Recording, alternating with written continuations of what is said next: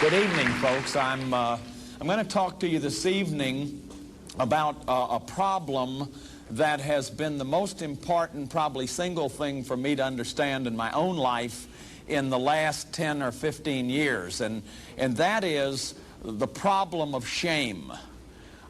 15 years ago, I knew the word shame, but I had no idea that the major problem in my life was focused on the problem of shame. Because my belief is that until we understand toxic shame and how shame is internalized and moves from being a feeling, which it is, a healthy feeling, there's a healthy sense of shame, we'll talk about that in a minute, to being a toxic state of being so that we can say that a person is shame-based, or they have a shame-based identity, that when that happens, that core of a person's life becomes so painful to bear that the person must develop defenses, must develop a false self.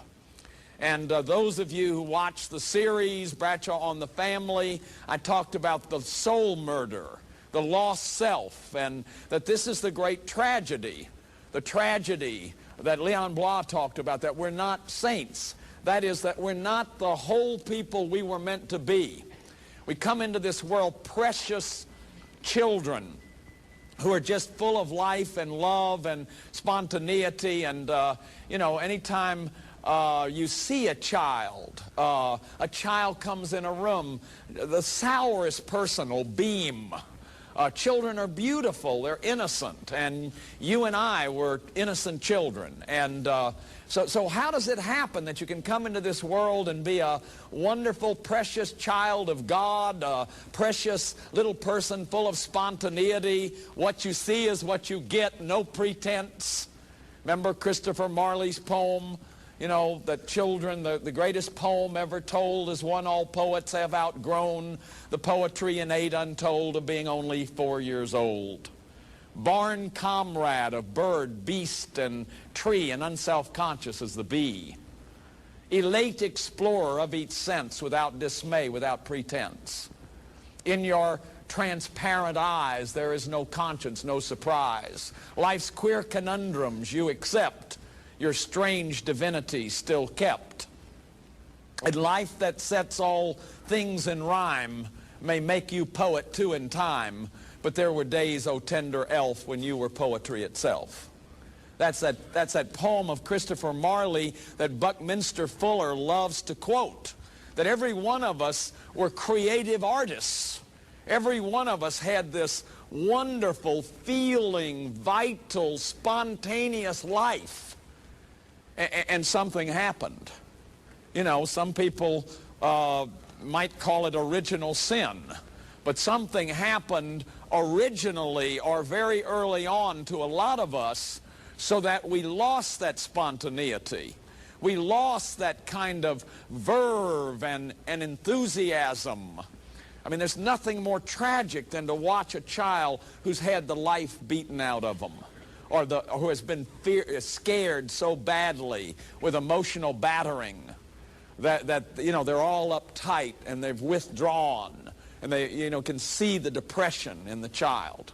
So how does it happen that a child is born and has all this preciousness and this goodness, and then by a certain point of life they're shame-based, they feel rotten about themselves, their core belief about themselves is that I'm flawed and defective as a human being. Now, every addict, no matter what the addiction is, has that core belief. If it's eating disorders, whatever the eating disorder is, if it's violence, if it's criminality, the addiction to violence, the addiction to power, workaholism, rage addiction, all the addictions that I've been talking about, whatever the addiction is, it's going to be rooted in toxic shame. It's going to be rooted in toxic shame. The core belief that I'm flawed and defective as a human being. Now I like to differentiate shame from guilt, toxic shame. Remember, there's a healthy shame. It's a very early developmental stage, the second developmental stage.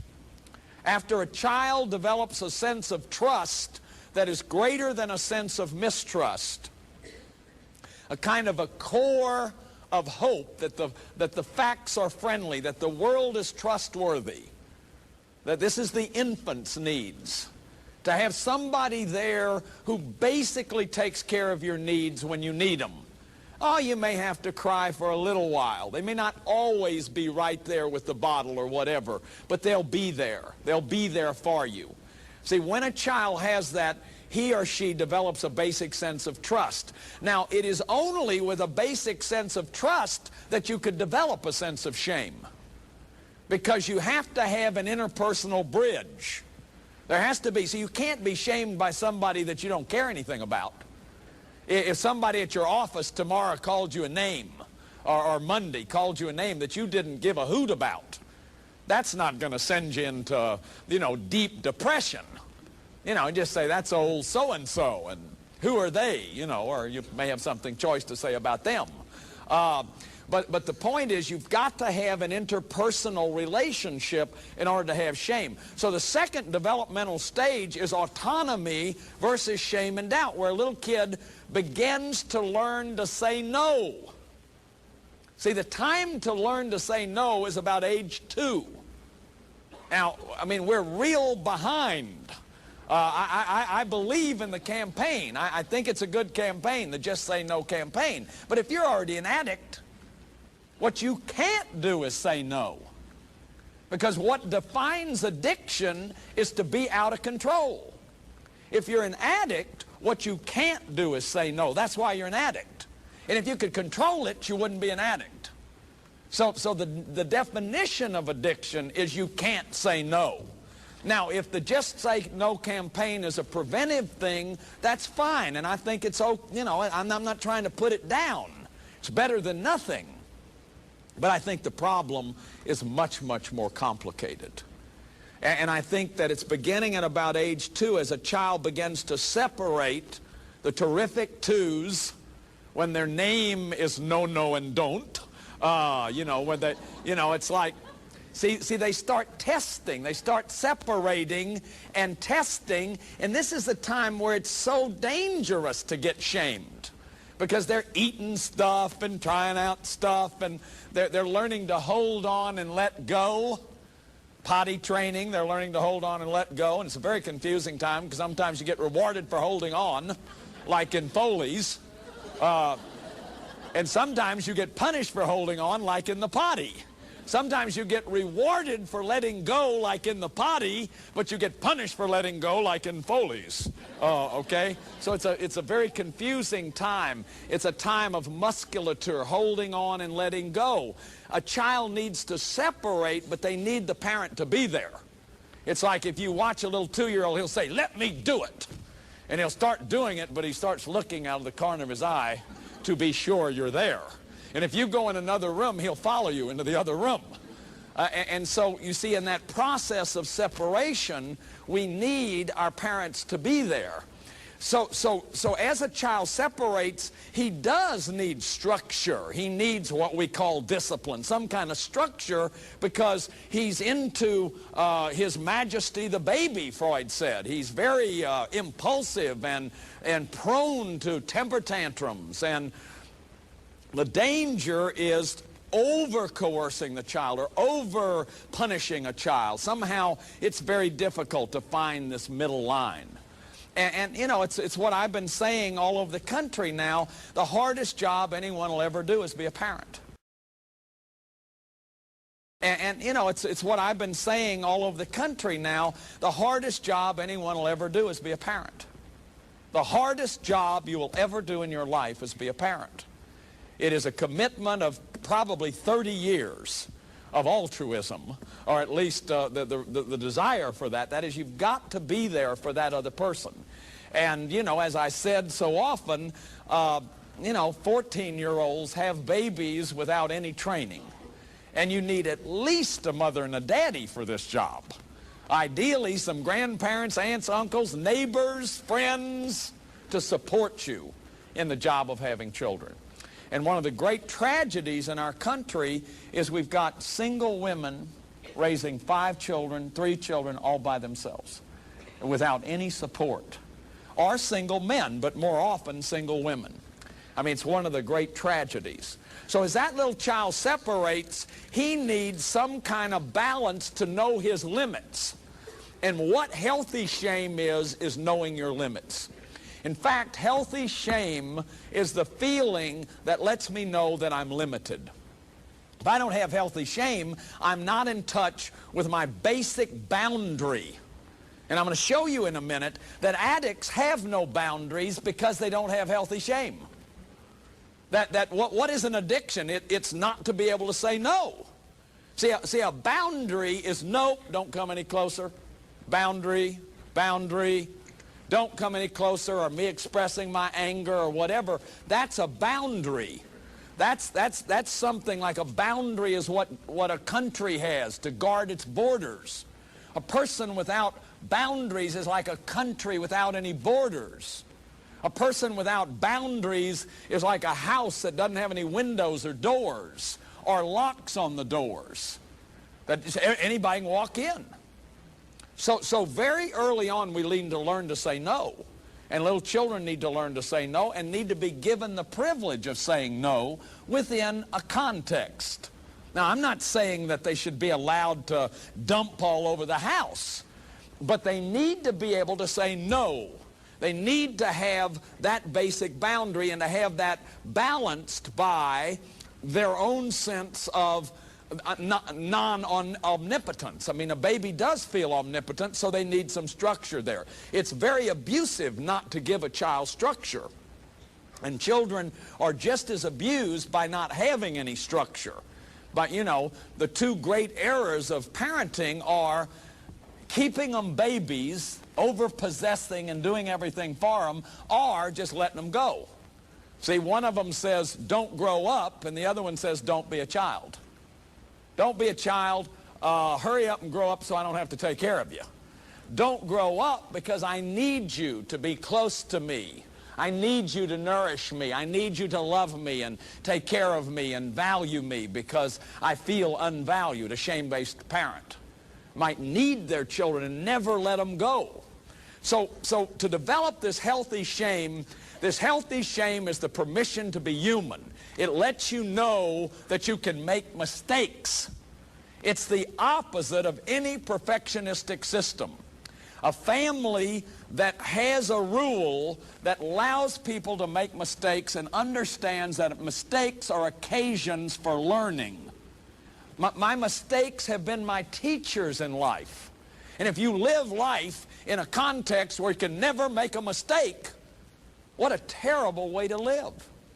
See, that's a life without any grace. That's a life of law. That's a life of rigidity and legalism. Grace is riding easy in harness. It's like it's okay to make mistakes. We know that human beings are going to make mistakes 15% of the time.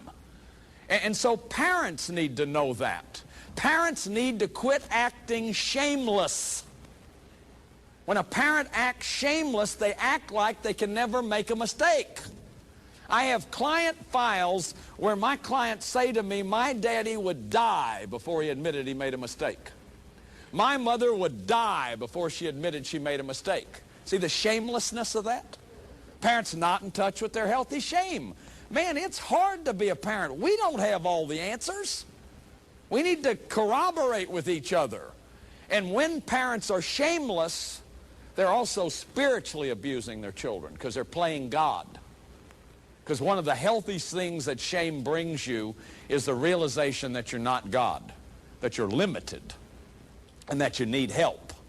So healthy shame is an enormously important emotion.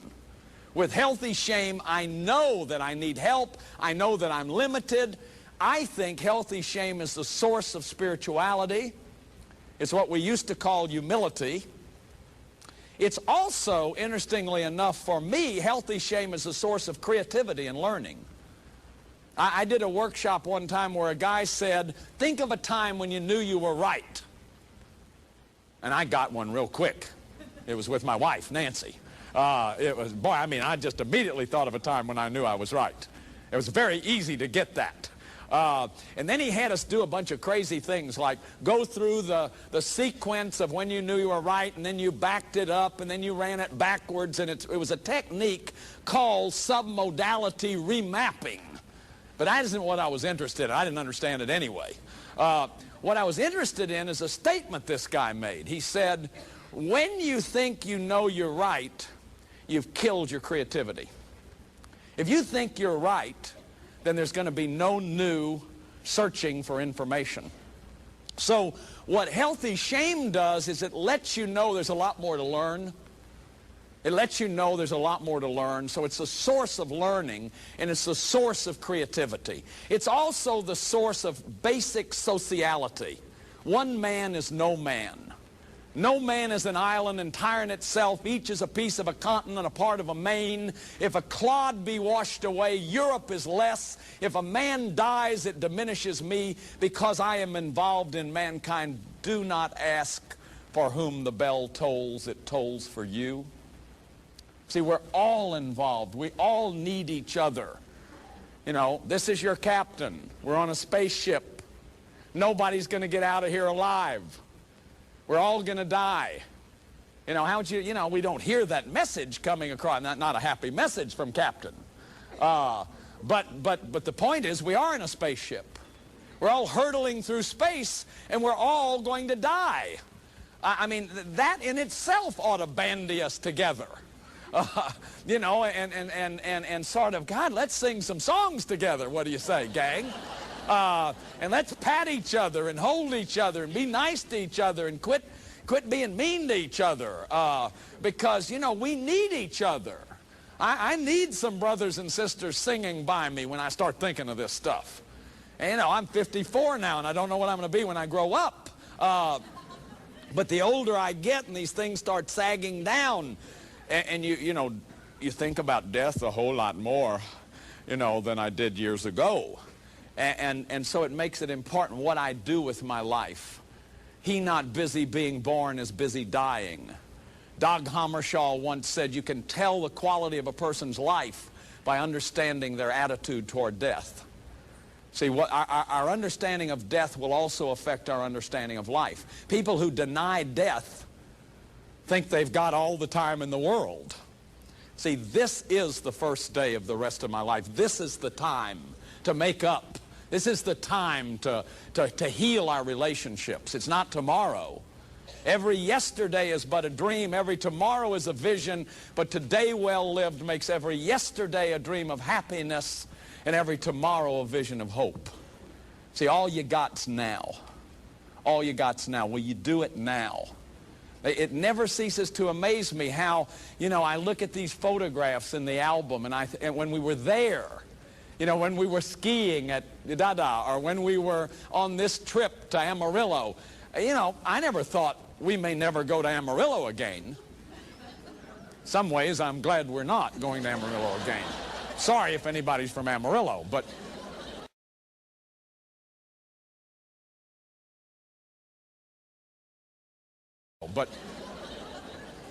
But my point is that when you look at those pictures, you realize probably you never will. And you don't get it that was it. You know, that was it for Amarillo. And did I really look at Amarillo? And I remember going on a trip to Glacier Bay. Nancy and I did a cruise to Glacier Bay. I was so nervous the whole trip that the only thing I saw was Glacier Bay. I never saw any of the other parts of the trip because I was too nervous most of the time. Hyperventilating and, you know, being hypervigilant and going into catastrophic hallucinations about things. And that's not a fun way to have a trip. You know, so many people live life as if they're riding on a bus, but they're riding backwards. See, when you get excited about the trip is when you're showing the slides. Right? You're going, there we are going into the Grand Canyon, click, click, and you know the heart, boom, boom, boom, boom. And you're all excited. When you're in the Grand Canyon, you were absolutely a basket case wondering if the bus was still going to be there. Right? Or if you had the right tickets or... So we got to live life while we... How did I get off on all of this? We got to live life when we got it. And what healthy shame does is it lets me know that I need something greater than myself. I need you. I need community. I need love. I need friendship.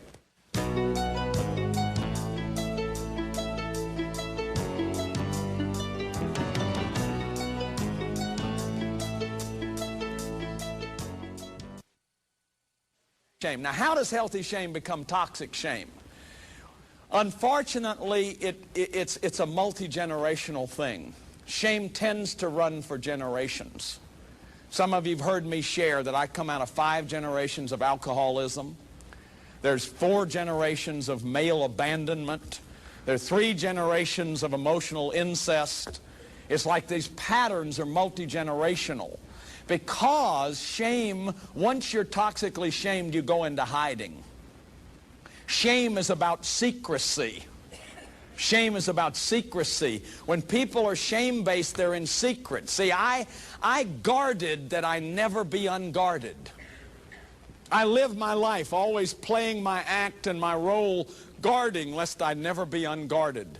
Because always in me there was an idea, if you're shame-based, it's like there's a hunter over your shoulder, and the hunter is always coming, and they're going to find out.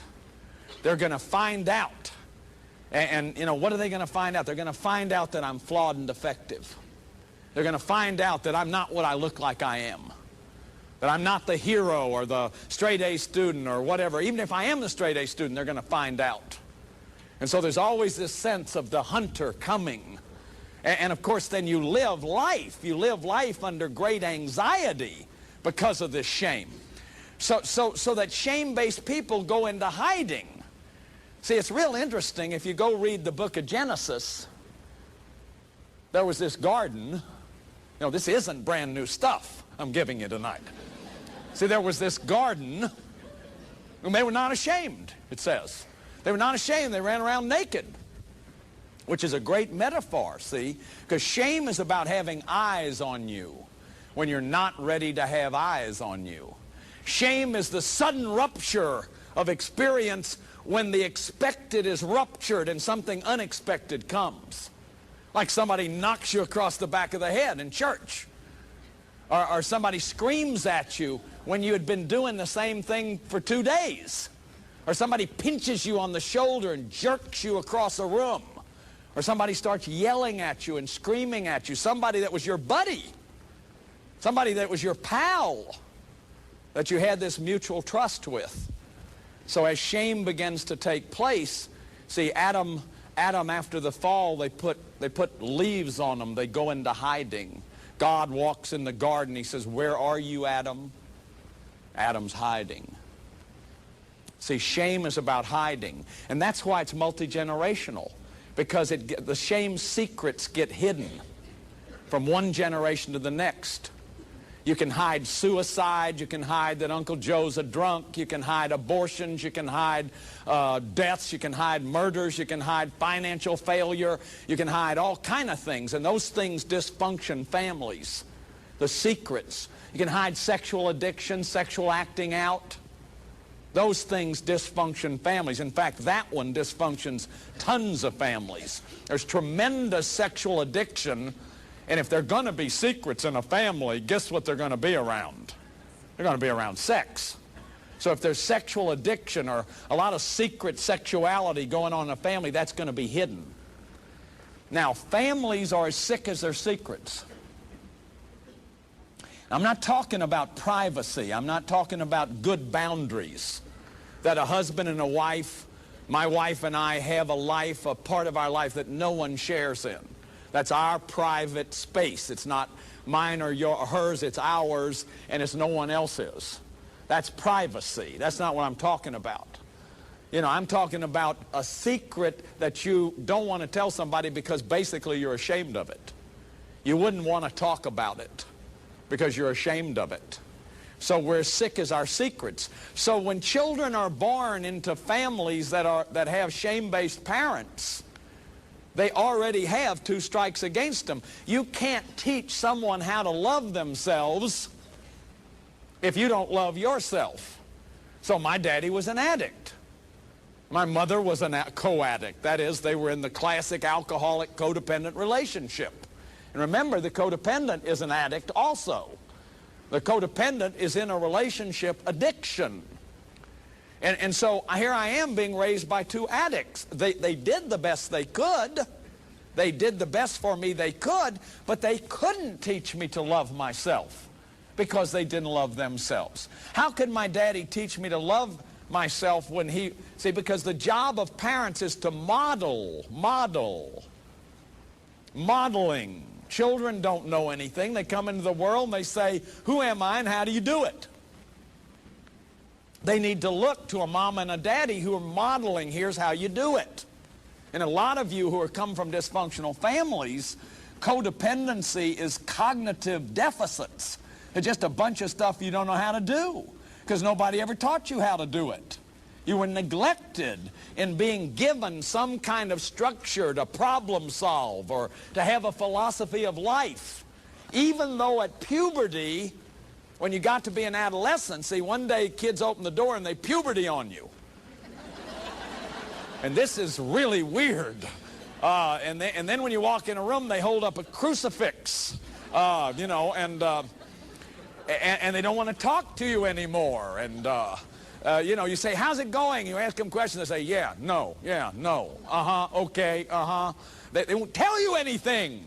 And they really need to start separating from you. But before that, there's all the relationship with them. So if I have shame-based parents, there's no way I can learn to love myself. The second way that this healthy feeling of shame becomes toxic and becomes an identity, or the technical word is becomes internalized. Let me say a word about that. You know some people, I bet you everyone in this room knows somebody that you would call an angry man or an angry woman. You say, oh boy, I know this gal at work, boy, she's angry. See, she doesn't have anger, she is angry, right? Or boy, that guy is really angry, don't shoot pool with him, you know, or whatever, he's really angry. See, that means that the person has internalized the feeling. They've internalized the feeling. So you can also internalize shame. It's no longer a feeling, it's a state of being. How does that happen? Through shame-based modeling, then through any kind of abandonment. Daddy just is never there. Or mama's just never there for you. See, what you love is what you give time to. Think about it. What we love is what we give time to. If you want to make a little survey of your love, look at what you give time to. Look at what you give time to. And so when children get no time from parents, and that's what they need from parents, children need time, attention, and direction. When children get no time, then they get it that they're not loved. They're worth less than the parents' time. So you could have a daddy there who isn't there. He's there, but he's kind of a shadowy figure in the family. He goes to his room, he goes in the living room, drinks beer, watches TV, but nobody gets to talk to him. Never shows any emotion. There's never any bonding with him. That's abandonment for a child. Our mother's there, but she's always hovering over you and basically using you for her loneliness and her needs. It's her anxiety that she's trying to slake. Like I saw a woman at a school the other day, and this little boy was about 7 years old, and she was interrogating him like this. She said, well, who did you miss the most today? Who did you think, how many times did you think about me today? Who do you love more than anyone in the world? Who do you want to be? And it was all, you know, about her. And I thought, my gosh, this is one of the neediest people I've ever seen. This poor little boy is being set up to take care of this mother. And I can tell you, when I look at my files, the number of little boys that were put in bed every night with a needy mother. See, there's nobody there for that child. Children need somebody to mirror, to look at them, to be there for them. What we all needed in the first 3 years of life was unconditional love. You needed a mirror that no matter what you did, the mirror was there. That's why you got to be so healthy to do this. I'm 54 now. I'm ready to have a kid. You know, I mean, but 22, you know, I don't even know who I am. I think God got this one wrong. I'm not sure about that, but please, God, just kidding, just kidding. But it seems like it. I mean, we get older and more mature, and we get a little financial security. Now we're ready to have a child. But, you know, there you are, 19, 20, 21, 22. My mom and dad were 18 and 19. You know, bless their hearts.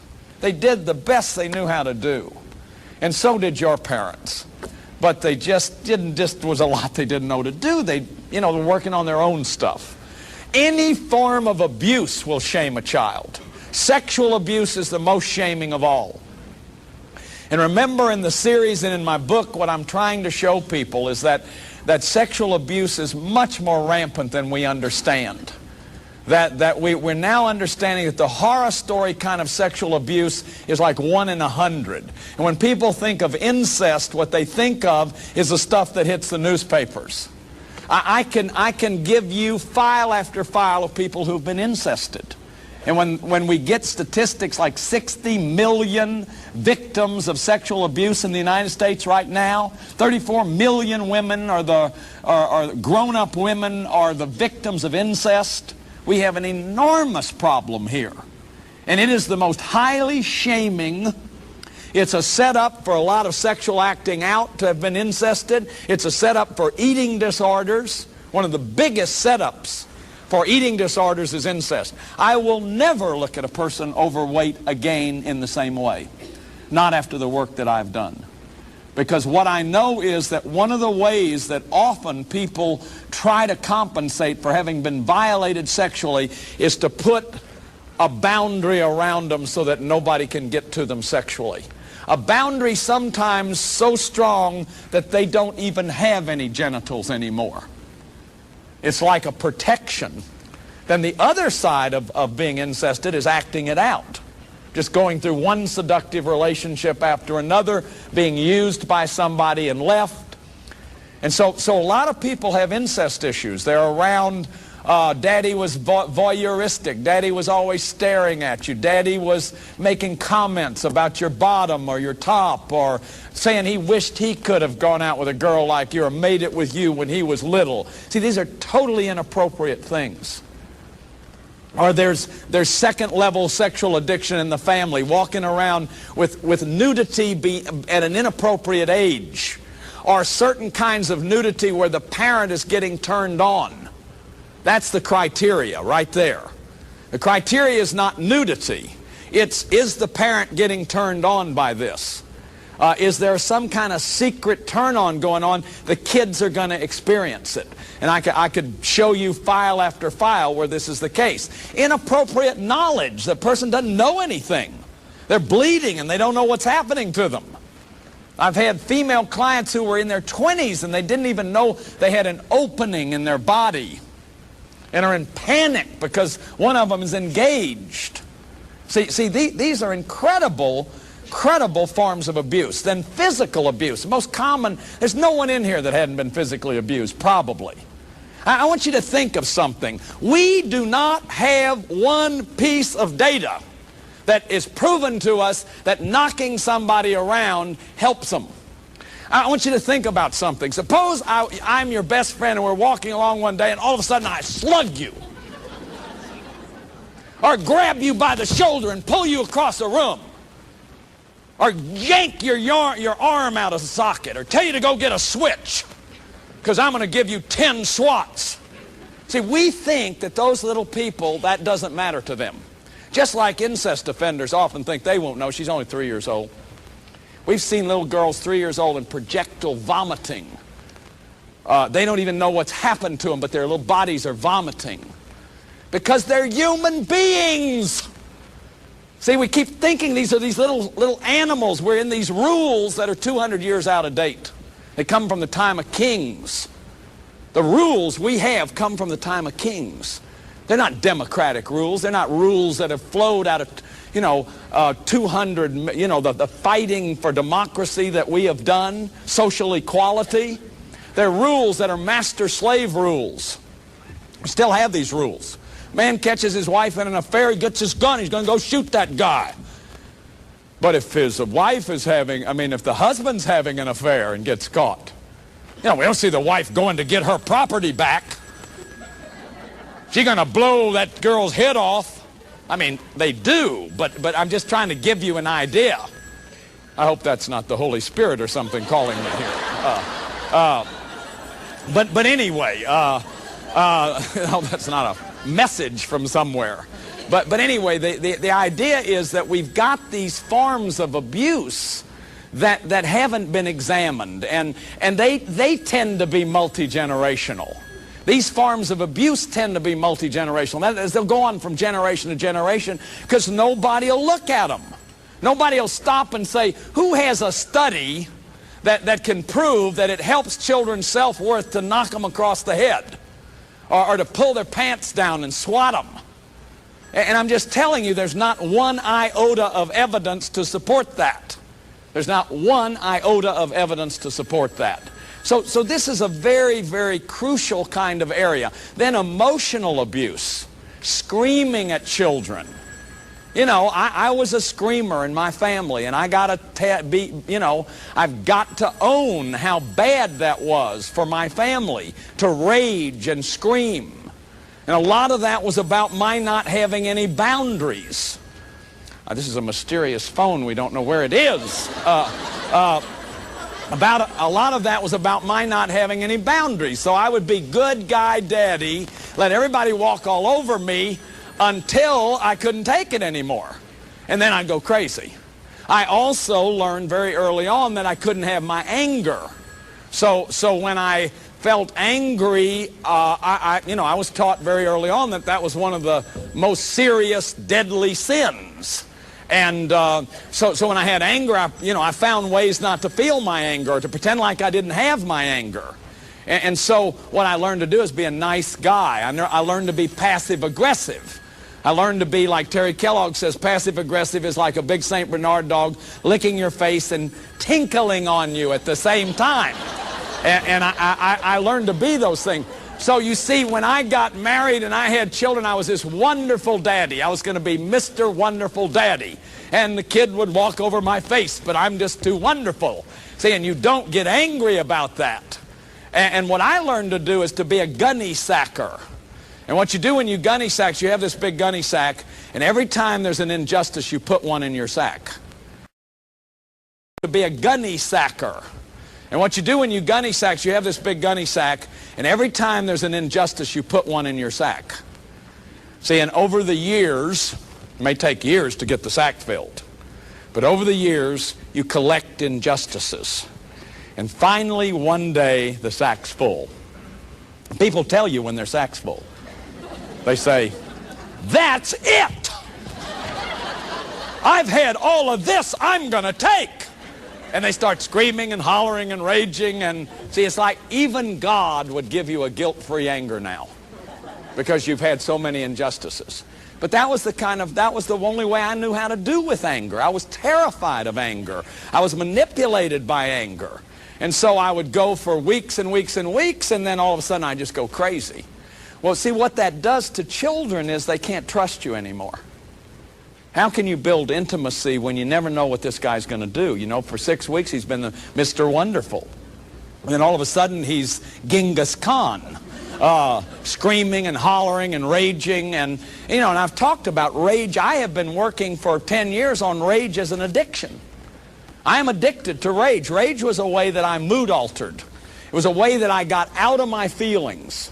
It was a way that I could get out of my feelings and feel powerful when I didn't know what to do. And it's very abusive to children. Rage is very abusive to children. If you don't believe that, watch somebody screaming at somebody else. Stand there and listen to it. Somebody outside of your own domain. I heard a guy doing it in an airport the other day. And I just can't believe that I could have ever thought that that was a useful way to be. So rage is very abusive. Name-calling, comparing. When are you, why can't you be like it? Why can't you be like? Why can't you be like? You're never going to be like. You're never. See, remember, we're these precious, unrepeatable people. Who are they comparing us to? And every time I do a workshop, I tell people, now be careful of your tendency to shame yourself with comparisons. So you're at the lecture, and you look over, and she's taking copious notes. And a little voice goes on in your head going, oh, God, I'm not getting it. Look at all the notes she's taking. I couldn't possibly be getting as much as she is, because she's taking many more notes than I am. Or we do workshops, we do healing the inner child, and people don't discharge as much as others and think they get it wrong. Because, see, we're always comparing ourselves.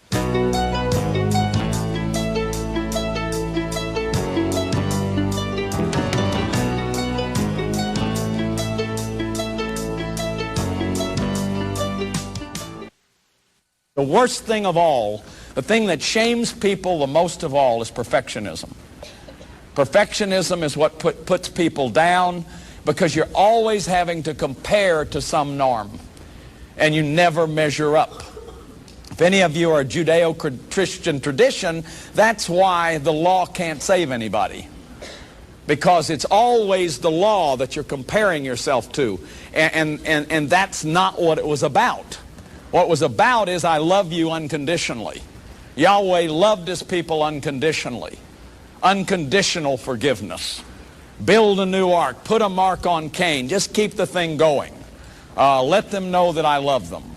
And so that's the kind of thing. Now, once all this abandonment, shame-based modeling happens, then a person over a period of time becomes shame-based.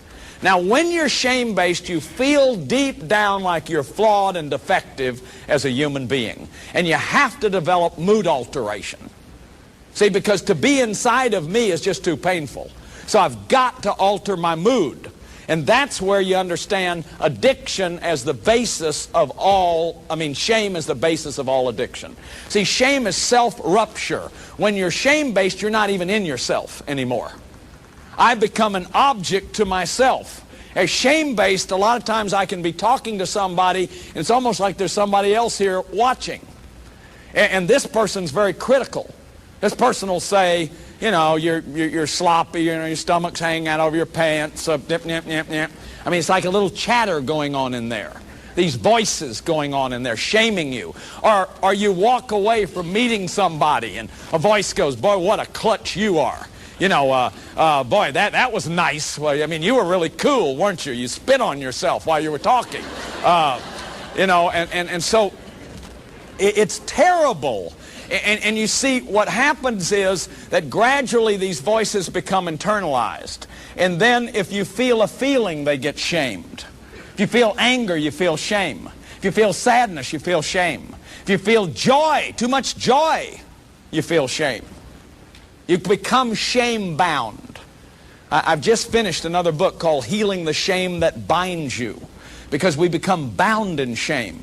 So anytime you feel a feeling, you feel shame. Then if you had shame-based parents, they were needy. So whenever you were needy, they shamed you. I would be willing to bet, any of you from a dysfunctional family, the most painful times in your life come from when you were the most needy. And think about that. Because what happens if you have a needy, shame-based parent, when you are needy, they get angry. They get angry. And it's like they will shame you even more.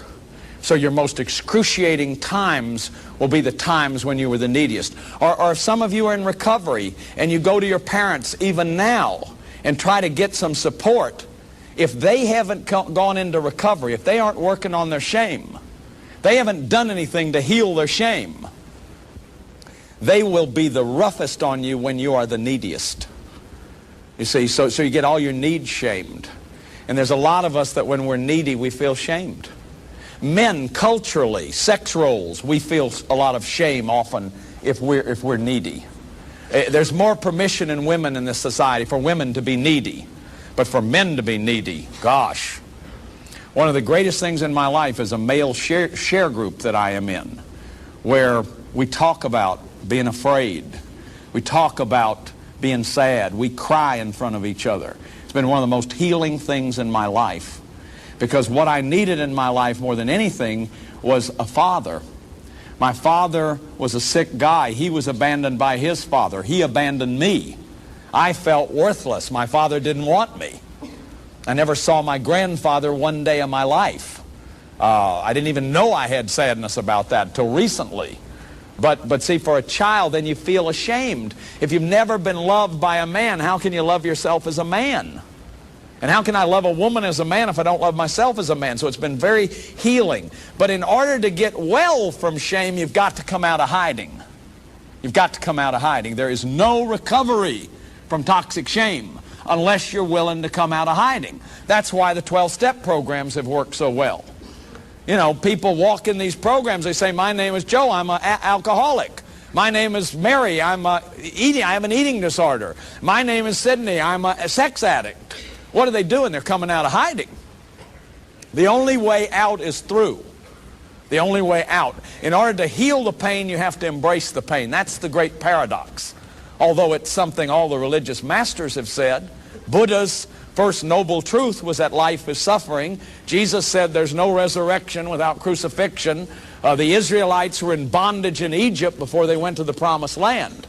See, I don't know why the world's that way. I'd have saved the world with tennis and golf and nice meals myself. But doesn't seem to be that way. It seems to be that you've got to be willing to come out of hiding. In 12-step programs, you go in there and tell them your worst stuff, and they all give you their phone numbers. And then, they tell you they love you. It's the only, it's the requirement for membership is you have to be screwed up. I like that in a club. So how do we heal the shame that binds us? And what do we do? You see, the shame is the issue. If we want to prevent addiction, because an addict feels worthless. And remember, there's a great difference between shame and guilt. Guilt is, I made a mistake. Shame is, I am a mistake. Guilt is, what I did was no good. Shame is, I am no good. See, shame is irremedial. Shame is about being. Guilt is about doing. You can heal guilt because you can do something different. But what can I do if I'm flawed and defective as a human being? See, and I tried all my life to heal my shame with doing. I was the president of class when I was at St. Thomas High School. I was the president of the class. I was the editor of the paper. I was on the baseball team. I was number 6 academically. I was one of the sickest kids in the school. How many principals would call their class president, the editor of their paper, won 9 or 10 medals on graduation night? Call this kid in and say, you're really messed up, kid. See, because I had become a human doing. I wasn't a human being. Everything was in performance. I couldn't go inside because it was too painful inside. It had to be outside where you could see it. Look at my achievements. How am I doing? Look at me. Let me achieve. Let me be a high roller. Let me make straight A's. Let me make a lot of money. See, and here's the tragedy of shame, that it's trying to be more than human or less than human. I was in Orlando recently at a cocaine conference. They were talking about the high roller cocaine addicts. I don't see any difference in cocaine addicts. They're just on the high side. They're the super achieving types. The other side are the addicts in the alleys, but they're both shame-based. Straight A student and straight F student can both be shame-based. One tries to be more than human, the other tries to be less than human. So the healing is to be born in a family where it's okay to be human. It's okay to make mistakes. Mistakes are considered to be times of learning. People don't put you down and punish you because you've made mistakes. Healthy families have laughter and spontaneity. You don't have to walk on eggs all the time because maybe somebody's going to catch you in a mistake and then they'll cream you. You can have fun in such a family because people aren't going to cream you all the time. See, if we want to prevent addiction, we've got to stop shaming children. We've got to stop the process of people becoming shame-based. And until we do it, and until we understand how to heal shame. At Yale, Helen Block Lewis did a study of 180 psychotherapies. And she found when the therapist, if it was a shame-based person, if the therapist treated the guilt, the therapy went on and on and on and on for years. When they treated the shame, there was recovery. And I'm going to tell you that I went to therapists, I went to psychiatrists, and they dealt with my guilt. They didn't deal with my shame. It wasn't until I hit a 12-step program where I'm John, I'm powerless, I need help. I come out of hiding, I go to these meetings. See, then the healing begins. But you've got to be willing to come out of hiding. You've got to be willing to get some kind of healing by coming out of hiding. As long as you stay in hiding, there's no way. And the hiding can be a mask. It can be playing a macho male role or a perfect lady role. It can be delusion and denial. We've got to break down those things. We've got to feel as bad as we really feel in order to get well from shame. You've got to be willing to say, I am hurting. You've got to be willing to say, be vulnerable.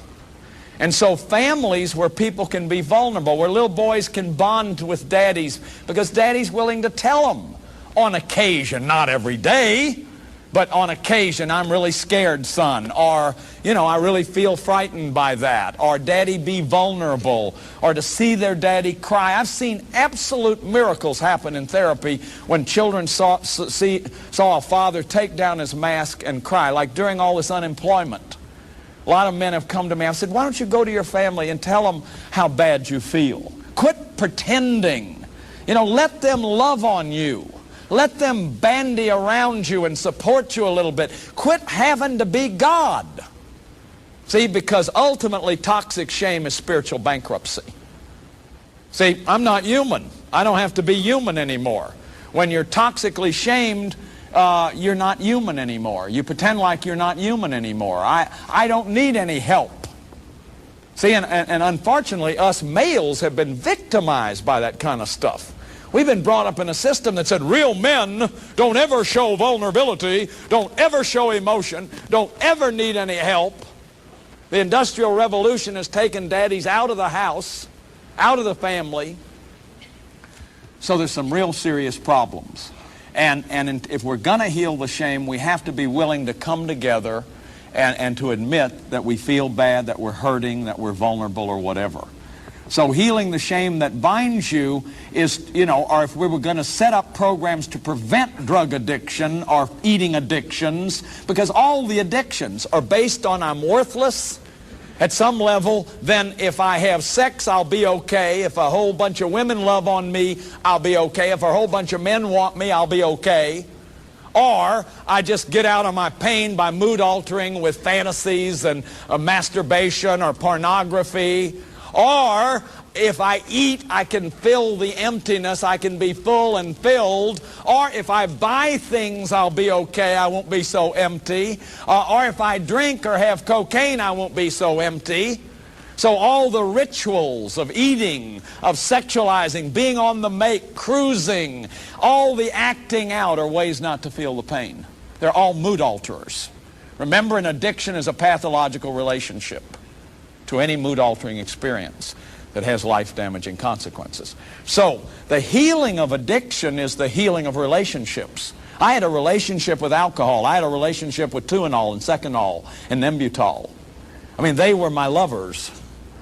What I found is that if I would turn to people, and if I would share, and if I would take the mask off and feel as bad as I felt, that healing would come.